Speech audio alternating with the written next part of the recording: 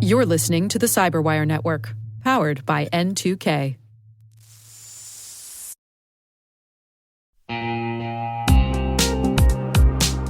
And now, a word from our sponsor. The Johns Hopkins University Information Security Institute is seeking qualified applicants for its innovative Master of Science in Security Informatics degree program. Study alongside world-class interdisciplinary experts and gain unparalleled educational, research, and professional experience in information security and assurance. Interested U.S. citizens should consider the Department of Defense's Cyber Service Academy program, which covers tuition, textbooks, and a laptop, as well as providing a $34,000 additional annual stipend.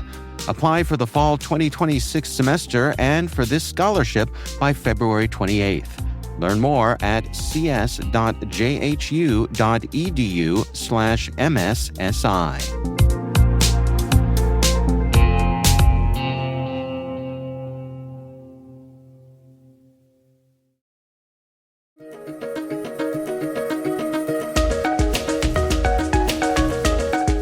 Hello, everyone, and welcome to the CyberWire's Research Saturday. I'm Dave Bittner, and this is our weekly conversation with researchers and analysts tracking down the threats and vulnerabilities, solving some of the hard problems, and protecting ourselves in a rapidly evolving cyberspace. Thanks for joining us.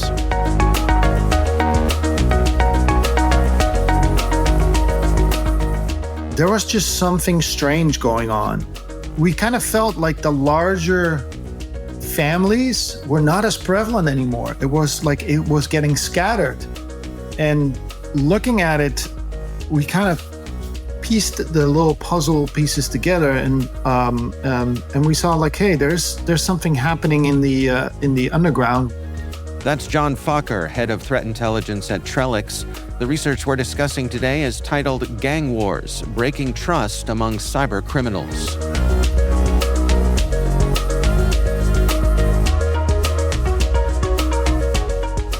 We strongly believe, and we can see it, and we have a couple of cases where cyber criminals are starting to distrust each other, which I say that almost with a smirk, with a smile, because yeah, it's interesting to see, because it's the longest time there were always strong alliances, and when cyber criminals, I say this quite often, when they trust each other, that's when innovation happens. That's when they build these strong empires. That's when they attack at large and they can scale up. And especially if you look at ransomware, to do that from A to Z, like the whole kill chain, from not only building software, but distributing it, and then like doing the engagement with the victim, negotiating, then getting the funds, laundering the funds.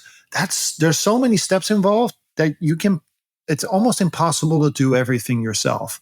So that you're always confined to team up with people. You're always in a partnership. And these partnerships take trust. So when there's now the trust goes out the door, yeah, those partnerships are much harder to establish. So that's something that we're seeing. And we really wanted to highlight this, as like very often you see blogs about the new ransomware on the block and all that stuff. And Jumble, actually myself, we wanted to zoom out and see like, okay, but can we describe what we're seeing? Can we find reasons why and why it's happening? So that was kind of what triggered us to write this blog. Well, let's talk about ransomware as a service and how that model evolved into something that kind of resembles criminal empires. And it seems to me like what you're saying is maybe that setup could be unraveling. Can we talk about a little bit of the history? Yeah, sure. So years back, you had, like, we're not going too far back, but mostly the ransomware was targeted at consumers. And that was the time when you had like CTB Locker, Crypto Wall, to name a few. And you would see threat actors are mostly focused on spreading it at large. So getting as many installs, as they called it, as possible. So you see a lot of spam campaigns or exploit kits being used, and it was mostly targeted at end consumers. And then there was a shift, because at that time I was actually working at the police, and we were very closely with all the banks and the larger organizations, say like, yeah, ransomware is not really a problem for us because we can just like load up a new image when it's one workstation, and then we're good to go. So it's kind of a spray and pray mentality that the threat actors were using, and that changed with SamSam. And SamSam was one of those ransomware versions, which eventually turned out to be Iranian operatives, but they were actually performing more pen testing related tasks. So they would go through the network, establish a foothold, establish like going after the domain admin credentials, having control over the network, and then launching their ransomware, basically paralyzing the whole network, the whole organization. And that was a shift. And then we saw other groups doing the same thing, from GangCrab and Maze and all the other old names that we know. And they were doing the same thing that we call like big game hunting.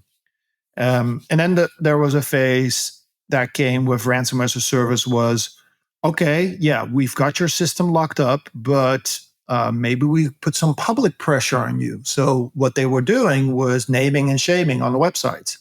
And then there were thinking as well, it's like, oh, yeah, we've attacked, if you look at the CIA pyramid, like confidentiality, availability, and integrity, yeah, we're attacking the availability by encrypting your organization. But what if we steal some sensitive data beforehand and we threaten to publish this? Then we can also extort you on the confidentiality. And yeah, if you're a paper backup company and you deal with secrets, let's say you're a law firm, then the availability is probably lesser of a concern than the confidentiality. So that's where we saw also the uptick of the introduction and later the uptick of data extortion.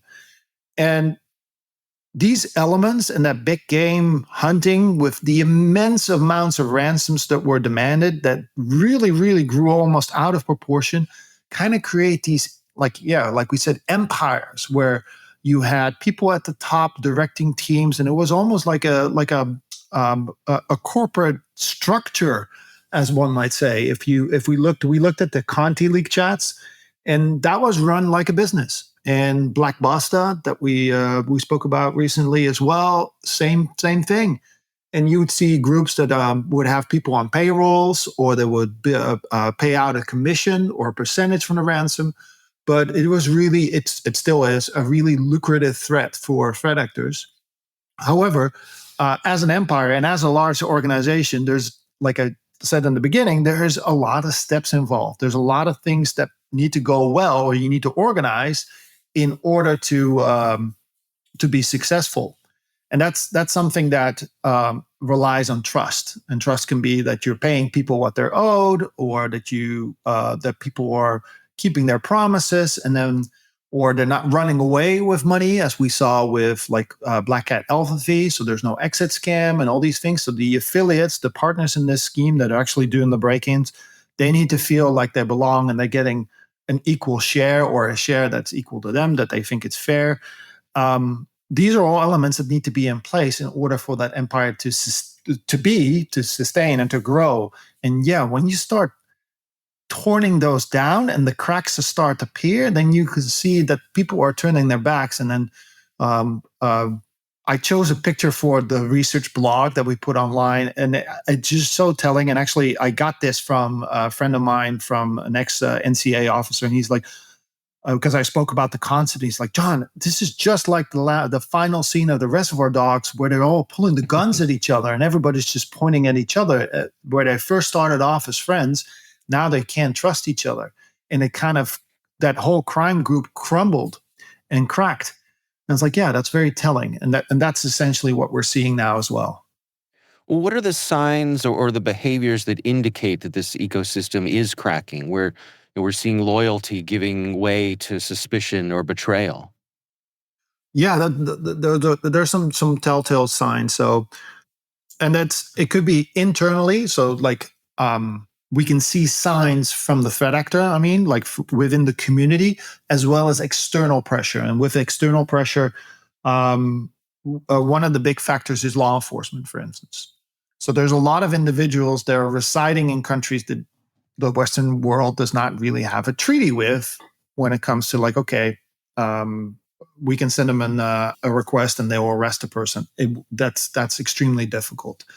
So if you cannot put the silver bracelets on those folks, and we've already tried taking down their infrastructure and they rebuilt it or whatever, what else can you do to really damage their reputation or to really make an impact? And that's damaging their reputation because they're businessmen. So if you damage that reputation, you break their trust, they seem not trustworthy, it will have a ripple effect, and it will ripple, or it will cascade longer down, and will have a larger effect for a longer time than just taking down infrastructure, because then their trust is not damaged, it's just their infrastructure. So perfect example of this was how the FBI and the NCA worked on Lockbit, where they infiltrated the system, and then they kind of used that leak site where they published the stolen data, and they trolled Lockbit phenomenally.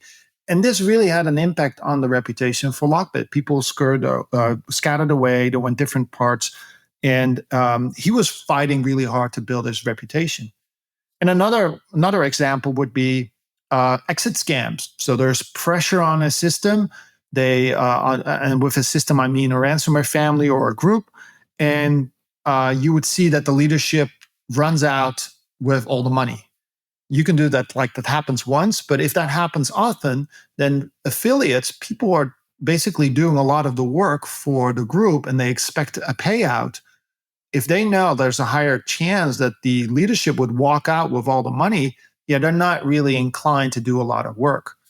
So that's another one. Another thing that breaks trust is device or an encryptor. And we saw this in the past already with Babuk, actually, with, was it Mikhail Matveev, when they did the Metropolitan Police hack, where they encrypted the Washington Metropolitan Police, and the encryptor worked, but the decryptor, so the decryption portion of their attack failed. So essentially, they corrupted all the data that they encrypted, and the victim couldn't get their files back. So that's tempering on the business model. You're not getting your files back at cost, because that was always the success for ransomware. It's like, okay, we encrypt it, but you can get everything back. And that's another one that really, really damages the reputation, because then the affiliate's doing all the work, and it's like, hey, listen, like I gave my word, or I promised something, and then it doesn't work. And you can do that once or twice, and then the reputation of the whole group gets damaged. So that's how we saw Babu crumble as well. So there's different ways, and then the outcome is fascinating how we see it. Like they're basically throwing each other under the bus. They're doxing each other. Unfortunately, we also see examples where like the data that was stolen from one victim ends up at multiple other families. And it's either, we can imagine that the threat actor behind it actually moves to the different family and then posts the data again. But we have a case where we talked about a healthcare provider that got extorted, a very large one.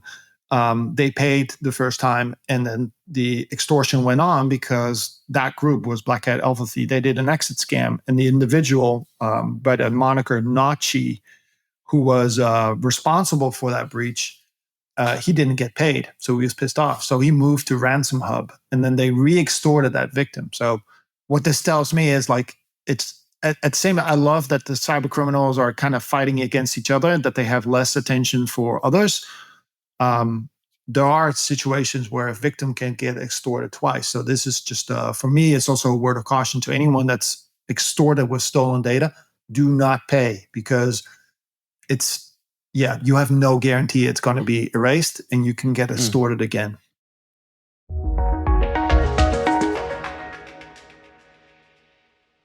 We'll be right back. What's your 2 a.m. security worry? Is it, do I have the right controls in place? Maybe, are my vendors secure? Or the one that really keeps you up at night, how do I get out from under these old tools and manual processes? That's where Vanta comes in. Vanta automates the manual work so you can stop sweating over spreadsheets, chasing audit evidence, and filling out endless questionnaires. Their trust management platform continuously monitors your systems, centralizes your data, and simplifies your security at scale. And it fits right into your workflows, using AI to streamline evidence collection, flag risks, and keep your program audit ready. all the time. With Vanta, you get everything you need to move faster, scale confidently, and finally get back to sleep. Get started at vanta.com/cyber. That's VANTA.com/cyber.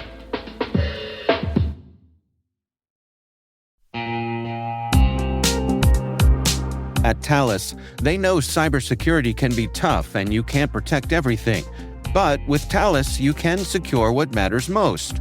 With Thales's industry-leading platforms, you can protect critical applications, data, and identities, anywhere and at scale with the highest ROI.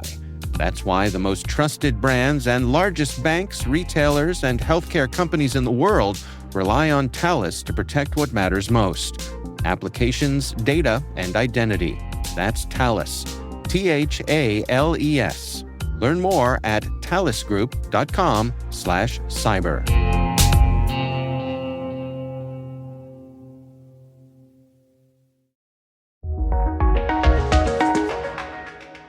Well, let's dig into that, the consequences for the defenders out there, because, it strikes me that, I mean, it sounds funny to say back in the day when it comes to ransomware operators, but, reputation was a big part of what they did, that you knew that if you did business with them, chances are they were going to hold up their end of the deal. Where do we stand today? That's harder and harder to maintain for a threat actor. Um, there's a saying like a reputation of years can be damaged in seconds, but it was interesting to see. Like I did a long study on ReEvil, and they were referencing not only our blogs but other industry blogs as well, saying like, "Oh yeah, the decryptor actually works." So they were saying like, "Well, don't take our word for it. Look at the industry. Look at what they write, because the decryptor is solid." So it was like involuntarily we gave them actually some help, which we didn't mean to, but yeah, it's almost crazy, right? You would think that you cannot trust a criminal now. Who would have thought? But that's the situation we're in. That there's a lot of these splintered groups, and we've been tracking a lot of the groups with the public disclosures, and it just skyrocketed. So every week there's a new family. Every week there's a new group spurting out and making a claim to fame. Yes, there's still some bigger groups like Kulin and Ransom Hub and some others, and Dragon Force. But overall, they're so scattered. And to be honest, like a lot of these smaller groups, they do not focus on the encryption part. They mostly focus on the data extortion, because that's the skill set that a smaller group of people can do. Because penetrating a network, so by infiltrating and exfiltrating data, that is something that a pen test or a red team is quite confident in doing. Building a solid encryption tool that can also decrypt in all circumstances, even with VMware or XSI servers and hypervisors and all that stuff, that is a different ballgame. Making that fully undetectable for any EDR or endpoint solutions, defense solutions, that's a whole another ballgame. And then let alone like building all the negotiations and everything else. So we also see some dispersion there as well. We wrote about it in one of our blogs, that you're now seeing also these like dedicated services that say like, hey, we do not want anything to do with ransomware. We'll just offer you a place where you can host your stolen data, so you can extort people. So you can see that it's like kind of a splinter movement, not only on the ransomware actors, but all the adjacent services as well. It seems to me like, instead of having these alpha predators, a great white shark cruising around, it's more like having a river full of piranha where everybody wants to take their little bite. That's a great analogy. I'm going to use that. I'm going to use that one with your Feel permission. free. Feel free. I often said like, yeah, it's like this school of bull sharks, and they kind of like, or tiger sharks. They're not really always specifically targeting you, but if you are in the water and they can smell you, they will go after you. They'll take a bite, and that was ransomware. But you're right. Yeah, it's more like piranhas now. So, what do you hope that people get from this research? What are the takeaways that you want CISOs and security teams to come away with? Yeah, it's like we've been talking now for almost 20 minutes, and it doesn't seem very positive what we're saying, right? But I can see this is a transitional phase that we're in. I'm always very positive. Like, yes, crime is hard to beat, and we're not going to solve all crime, but there are things that we can do. And I'm a big advocate for sowing distrust and breaking the trust among cyber criminals, because that will only show that they're human. And that's something that's a very important message to Trellix as well. It's like, we don't like to mythologize threat actors. We don't want to put them on a pedestal. They're criminals. And for organizations that need to defend themselves, they need to understand how they operate, and they need to understand that they're humans. Because it's that just helps you. As soon as you understand a threat, you're not fearing it. You can act upon it. And yeah, we used to fight families, and now we're fighting franchises and freelancers. But I say it like, when you break the trust, that empire will fall, and we see the effects. So yeah, the data exfiltration, the extortion, that's something that we can work on. And yes, there's still encryption going on, but also that. But the bigger families are making it much harder to exist. Sorry. And that's another thing like that we're doing, is and that's maybe a bit off topic, Dave, but we're doing a dark web roast. So not only ransomware, but every month we put out research where we actually roast threat actors. So anything what we saw in the underground and they're making mistakes or whatever, we'll just roast them. And the second one is now out for July. And we're doing this with the goal to put a face on the adversary, show them that they make mistakes. Because I think, and at the same time, I really hope that if there's any threat actors listening, they can send it to Trellix and they can reference my name and say like, hey, I have info on threat actor X and whatever, and I want you to throw them under the bus or whatever. I'm all for it. My goal is that our blogs are being read by the underground, and that they can say like, oh, this is true, and oh yeah, that guy actually did make a fool out of himself. Because when they do so, yeah, they don't see the other as a professional. They see him as somebody that messes up. And then it becomes less likely that they will trust him to do business. And that breaks the, now I'm explaining my ulterior motive here. I shouldn't do that, but it helps break that trust cycle, and that will slow down cybercrime. Do you think this is the shape of things to come? I mean, that, with the step up of law enforcement around the world, has it just made it harder for these operators to operate at the high level they used to? So what we're looking at for the future is more of this kind of fighting for scraps? Yeah, that could be the case. Another theory that we also have is like, maybe ransomware, the way we knew it as like those empires of partnerships and all that stuff, wasn't supposed to happen in the first place. And why I'm saying that is, if you look at other businesses in the cyber criminal underground, they're very much freelancers. They're very much having their own business, and the organizational structure is less like a hierarchy, but it's more like a network-based model. So one could argue that maybe through all this, ransomware is evolving to a structure that is more aligned with how the cybercriminal underground operates. So everybody provides a certain part of a service, a certain part in the equation, and there's no overarching larger organization that controls all.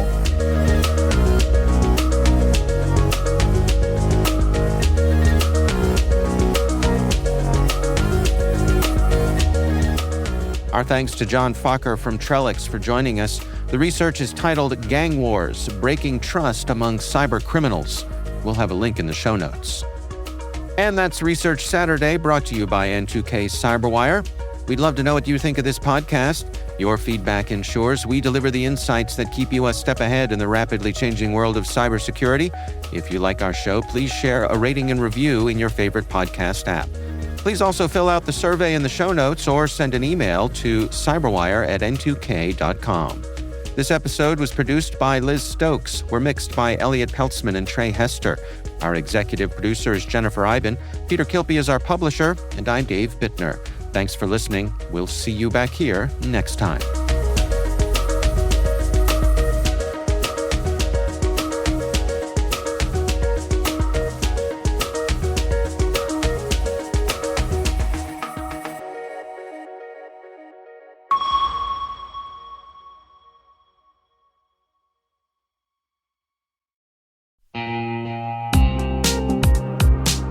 Cyber Innovation Day is the premier event for cyber startups, researchers, and top VC firms building trust into tomorrow's digital world. Kick off the day with unfiltered insights and panels on securing tomorrow's technology. In the afternoon, the 8th annual Data Tribe Challenge takes center stage as elite startups pitch for exposure, acceleration, and funding. The Innovation Expo runs all day, connecting founders, investors, and researchers around breakthroughs in cybersecurity. It all happens November 4th in Washington, D.C. Discover the startups building the future of cyber. Learn more at cid.datatribe.com.